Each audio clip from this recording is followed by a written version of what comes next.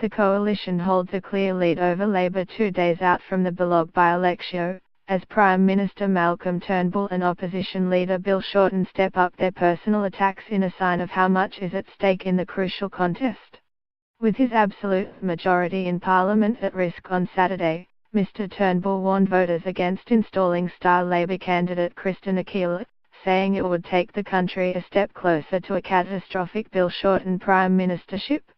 Mr Shorten slammed the Prime Minister as up himself and out of touch. Around half of respondents to a new Fairfax Media ReachTEL poll published Thursday said revelations about Labour Senator Sam Dastyer's connections to China will affect their vote. Of those voters though, 23.5% said they would be more likely to vote for Labour, and 28.4% less likely, with 48% saying it would not affect their decision. Nevertheless, 66.4% of Bennelong voters said they either strongly support or support the government's new laws to stamp out foreign interference in Australia, with only 10.9% opposed. The issue of alleged influence by the Chinese government on Australian politics is particularly significant in Bennelong, which has the highest percentage of ethnically Chinese voters of any electorate in the country. Throughout the campaign, the coalition has sought to maintain its crucial links to the Chinese community while at the same time defend Australian sovereignty and prosecute a ferocious campaign over Senator Dastyer's China ties. The ReachTEL poll found Liberal candidate John Alexander's primary vote has dropped from 41.6% on November the 17th to 40.4% on December the 12th. Both figures demonstrate a sharp fall in support since the 2016 election, when Mr Alexander won a commanding 50.41% of the primary vote.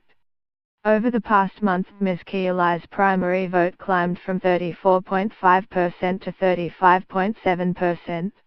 The percentage of undecided voters dropped from 8.3% to just 2.4%. On a two-party preferred basis, Mr Alexander leads Ms Keeler 53-47. That would deliver a substantial swing against the government, but the coalition would still retain the Sydney seat. A news poll published earlier this week found the race to be far closer, with both candidates tied 50-50 on two-party preferred basis. The ReachTEL poll was conducted the same day Senator Dastyer announced he would resign from Parliament following weeks of political pressure. It found 23% of respondents thought the Chinese government had been unfairly targeted in the debate about foreign interference in Australia, compared with 51.2% who thought it had not and 25.6% who were unsure.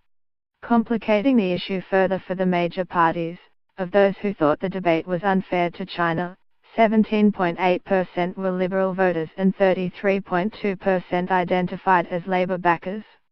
Neither party appears to have been certain as to how the China issue might play out, with Labour maintaining that Senator Dastyer was guilty of poor judgment but drawing parallels between the government's rhetoric and that of Pauline Hanson, who once said Australia risked being swamped by Asians.